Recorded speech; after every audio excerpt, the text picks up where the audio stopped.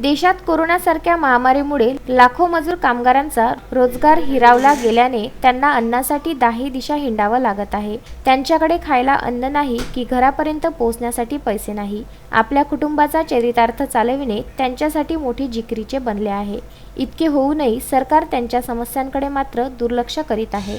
अशाही परिस्थितीत असहाय्य आणि हताश वाटू नये यासाठी भारतीय कम्युनिस्ट पक्षाच्या केंद्रीय नेतृत्वाने सरकारच्या विरोधात देशव्यापी निदर्शने करण्याचा निर्णय घेतला आहे। त्यासाठी चांदूर रेल्वे तहसील कार्यालयासमोर एक दिवसीय निदर्शन करण्यात आलं। यावेळी कॉम्रेड विनोद जोशी, कॉम्रेड विजय रोडगे, कॉम्रेड कृष्णकुमार पाटील, कॉम्रेड सागर दुर्योधन उपस्थित होते। यावेळी मागण्यांचे निवेदन तहसीलदार यांना देण्यात आले।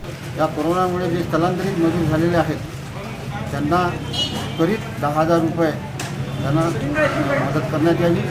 त्याचबरोबर त्यांचं कामधंदा वगैरे बंद झाला म्हणून खेड्यातील महात्मा गांधी मनरेगा योजना जी आहे ती कार्यान्वित करावी आणि चांगल्या रीतीने राबवावी। तसेच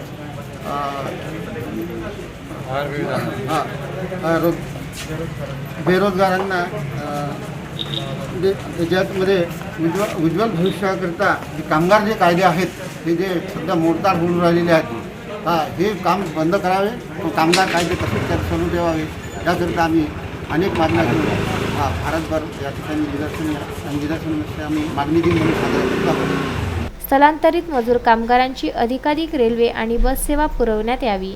यामध्ये त्यांना खाण्यापिण्याची सोय उपलब्ध करून द्यावी। सर्व मजुरांना प्रवास भत्ता म्हणून 10,000 रुपये द्यावेत। मनरेगा योजनेला खिळखिळी करू नये। शहरी भागात रोजगार आणि निवाराची हमी दिली जावी।